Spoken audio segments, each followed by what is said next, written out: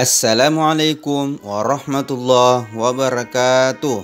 Bagaimana kabar kita semua? Semoga kita semua masih tetap semangat dan insya Allah kita semua masih dalam keadaan sehat walafiat. Amin. Sebelum kita melanjutkan pembelajaran kita hari ini, Ustadz selalu mengingatkan kepada kalian semua untuk berdoa sebelum belajar, nak ya. Alhamdulillah pada hari ini kita masuk pada submateri yang kedua, yaitu lanjutan dari pertemuan sebelumnya, nak ya, yaitu infak dan sedekah. Dan pada hari ini kita melanjutkan pada sub yang kedua, yaitu sedekah. Yang pertama, definisi sedekah atau pengertian sedekah. Sedekah secara bahasa berasal dari bahasa Arab, nak ya, yaitu sadaqah, yang berarti sesuatu yang benar atau jujur. Secara istilah, sedangkan menurut istilah, yaitu pemberian seorang muslim kepada orang lain secara spontan, ya, dan sukarela tanpa dibatasi oleh waktu dan jumlah tertentu. Jadi perlu anakku ketahui bahwa sedekah itu maknanya lebih luas, nak ya, dari infak. Nah, jika infak hanya memberi berupa uang atau barang, sedekah lebih luas dari itu, nak ya. Sedekah biasa dengan tenaga atau jasa. Yang kedua, manfaat sedekah bagi masyarakat dan orang yang menerima sedekah. Yang pertama itu meringankan kesusahan orang lain. Jadi kita ringankan susahnya orang. Artinya kalau misalkan orang lain mengalami kesulitan, maka kita akan meringankan kesulitannya.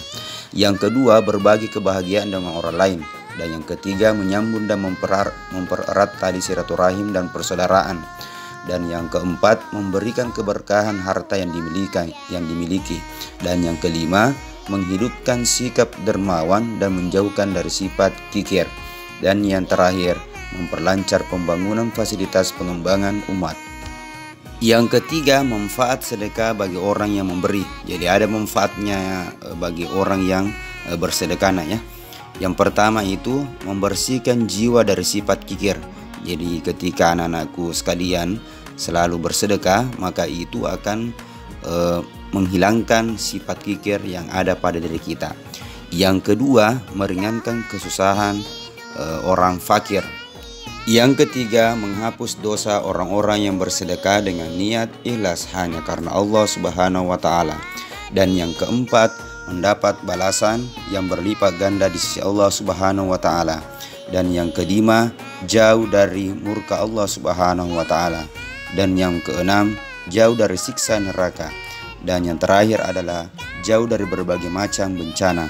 Jadi kalau anak-anakku sekalian selalu bersedekah, maka itu akan menghindarkan diri kita dari berbagai bencana. Yang terakhir yang perlu kalian pahami juga, apa perbedaan infak dan sedekah, ya. Jadi apa perbedaannya infak pertemuan lalu dengan sedekah yang kita bahas pada hari ini. Jadi perbedaan infak dan sedekah itu ada 4, ya. Yang pertama itu sedekah lebih umum dan lebih luas sasarannya, ya. Yang kedua, benda yang disedekahkan berupa apa saja asalkan membawa kemaslahatan atau manfaat. Dan yang ketiga, infak lebih khusus untuk kepentingan di jalan Allah Subhanahu wa taala. Dan yang keempat, hukum bersedekah sunnah, sedangkan hukum infak dalam keadaan tertentu dapat berubah menjadi wajib, mubah, makruh, dan haram. Nah, mengenai hukum berinfak, coba anak-anakku sekalian buka halaman 36 di buku LKSTA. Di situ ada hukum berinfak. Jadi hukum asal infak itu adalah sunnah. Namun hukum tersebut dapat berubah berdasarkan situasi dan kondisinya, ya. Berikut ini ada 4 hukumnya. Yang pertama, infak itu menjadi sunnah hukumnya jika memiliki kelebihan harta dan mampu menginfakkan harta itu.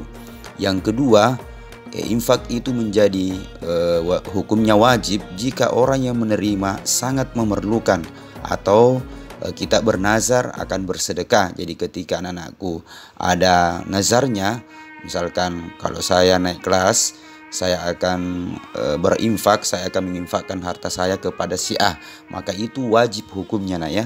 Yang ketiga, infak itu hukumnya makruh jika harta yang diberikan tidak dimanfaatkan atau diberikan kepada orang yang mampu. Yang terakhir, infak itu hukumnya haram jika harta yang diberikan akan digunakan untuk perbuatan maksiat.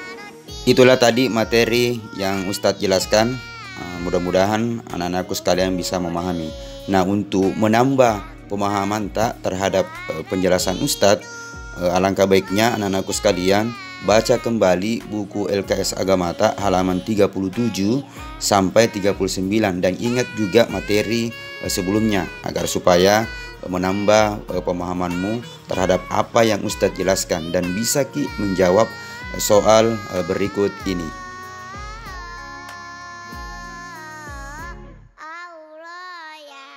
Sekian materi untuk hari ini. Tetap semangat di rumah, dan pesannya Ustadz untuk kalian semua, jangan sama sekali meninggalkan sholat 5 waktu. Wallahu muwaffiq ila aqwamit thoriq. Assalamualaikum warahmatullahi wabarakatuh.